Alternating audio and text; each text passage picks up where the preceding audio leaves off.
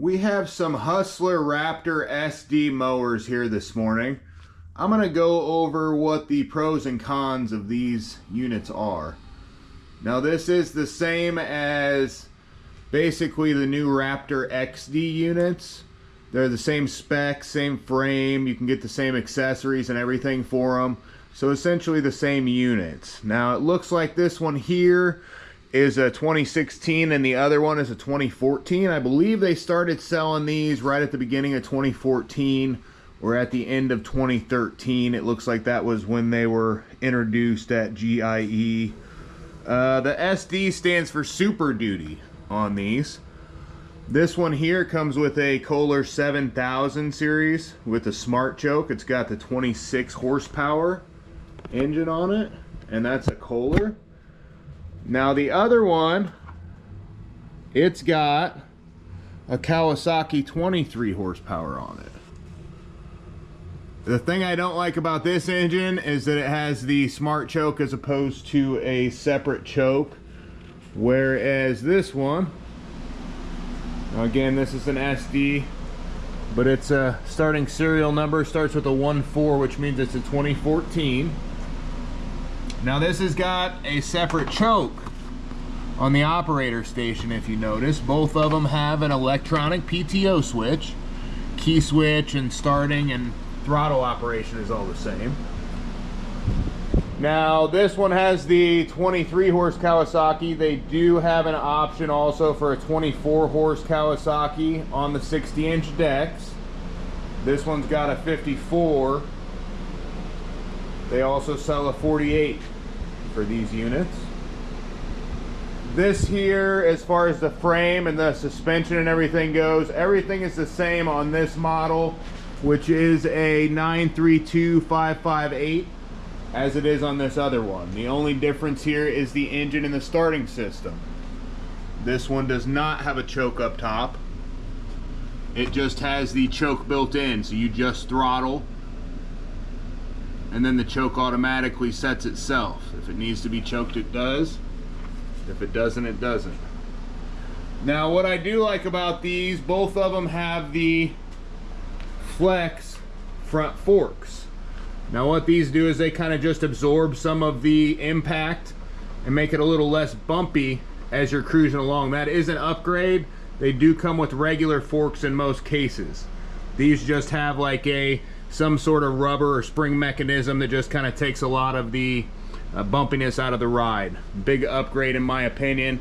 Now these decks, some of my favorite decks out there, they do have an 11 gauge fabricated deck. The only thing I didn't like about them originally was the way that these outsides look. Now they look very, I don't know, I'd say kind of cheap where the pieces come together at the top, but they're actually welded from the inside, and I mean everything's solid. I've never seen any problems with them. And on the outside edge here they put like a, I don't know, maybe 3/8 by 1 inch or something like that piece all the way around to make sure that nothing gets bent out of shape. Very good quality. The hanger brackets are all fully adjustable on the fronts and on the backs. All you have to do is adjust that nut and that'll adjust it up or down, both the front and back on either side. So there's two more on the other sides. And then it's also very easy to get in here and see what's going on, make sure everything's good.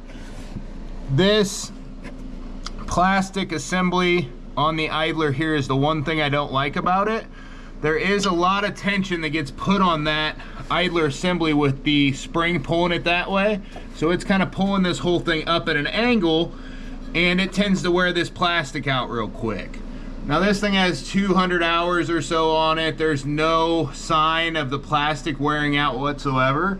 But on the other one, the plastic, you can see that the idler pulley actually will go up about 3/8 of an inch as soon as tension is put upon it if you have the belt off. So it comes up kind of at an angle. So you keep an eye on that as far as a maintenance thing goes. Otherwise, the deck is fairly solid. I mean, it's got nice, strong hanger brackets up front. Everything's built solid on this thing. It's got solid steel all the way around. The front casters, what I do not like is that they're not greasable at the bearing here, but they do last for a long time. They are greasable at the wheel bearing down below. Now these got 13, I believe 6.5. Let's see. Yeah, 13, 6.5, 6 front caster tires on them. And then the rears on this are 2012 10s. That's a pretty wide tire. On the other one, or some of the smaller ones, they're gonna have a little less wide of a tire. So I think they're gonna have like a 28.8 or something like that. Little less wide than what this is. This 60-inch needs a nice wide base for how large it is to get you a good mow. One of the things I don't like about this deck, I'm gonna take this cover off. I took those screws out a little bit ago. Just 2 screws here in order to remove the cover. A lot of times grass will get packed up underneath here at the bottom. When it gets packed up underneath here, it just kind of creates an issue with it rubbing on the pulley or the belt the entire time. Sticks will get jammed up and stuff like that. It is, you know, again, just 2 bolts to take it off, but it's not real easy to blow out or get that stuff out of there once it gets up in there. Be mindful of that. You don't want it sitting up in there and rusting out the deck. If you've got wet grass sitting up in there, it's gonna rust out the deck pretty easily. Side chute, it's pretty nice on these. Pretty easy to tie up. It looks like he's got a hole here where it was tied up at some point.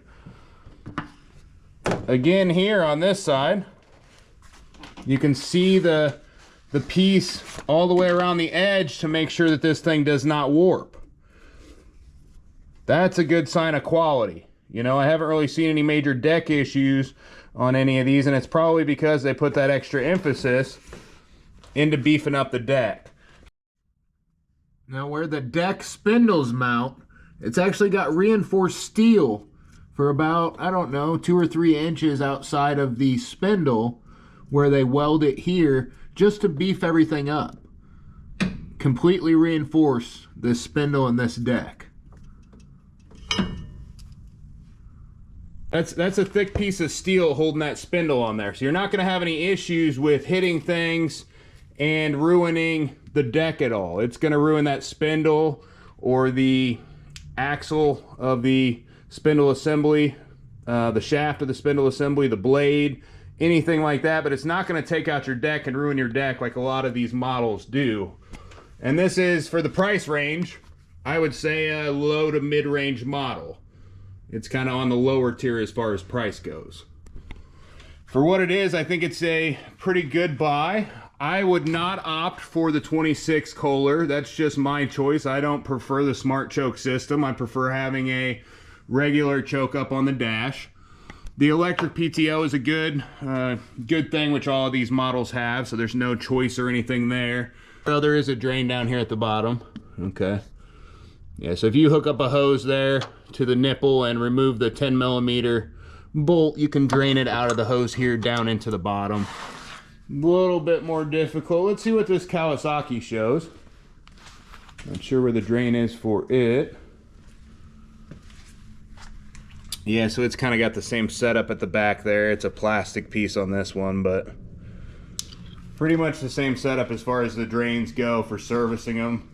What I do love about this model is that on the drive belt, if you have any issues with it whatsoever, you can see it at the back real easily, and you can actually replace that drive belt without even removing the PTO or anything else on this thing. Nice and easy. Everything as far as serviceability goes is very available.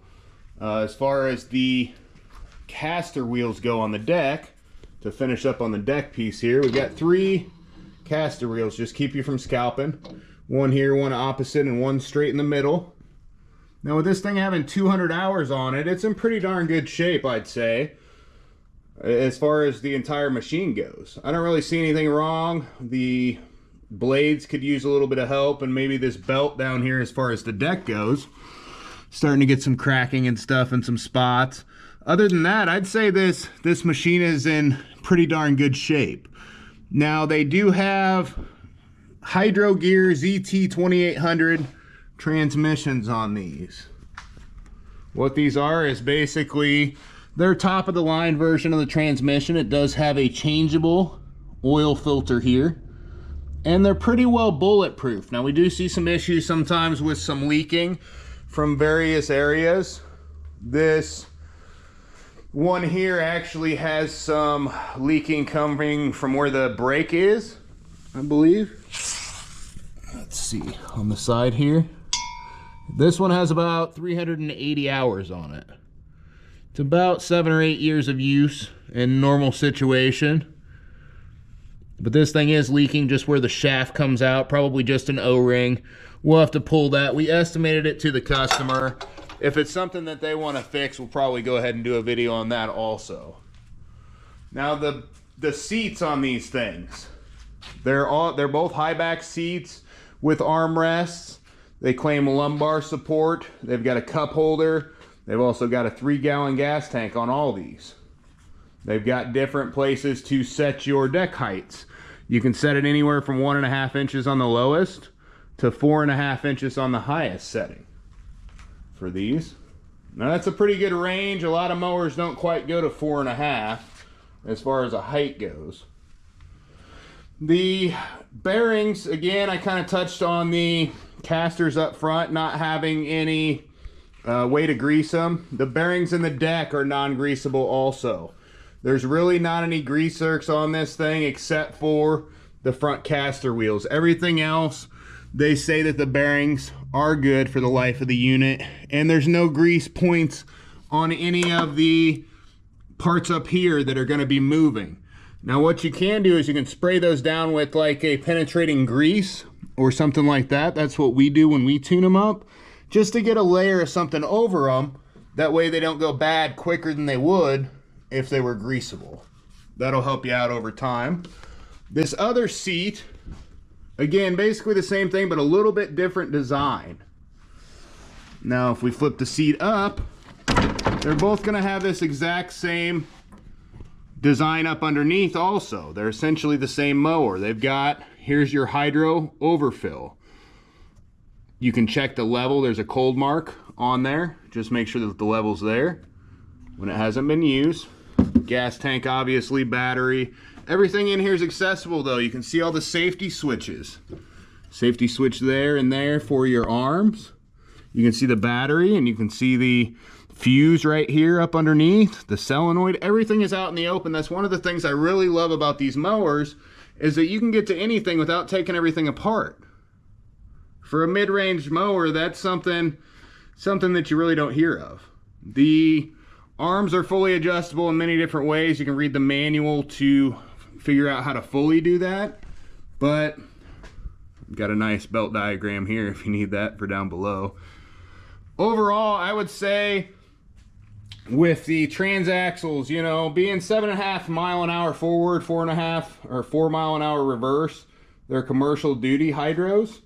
When you flip these arms back in, it automatically locks the parking brake in the back. So it just takes and it locks it in at the backside as soon as you flip out into park. So you don't have to worry about an auxiliary parking brake. That's all automatic. Commercial hydros on this that lets you cut real quick, a commercial quality deck on it, you know, that has really good features as far as the thickness and the longevity of it. Even though they have sealed bearings. Again, I'm not a big fan of sealed bearings, but almost everything's going to it nowadays or already has.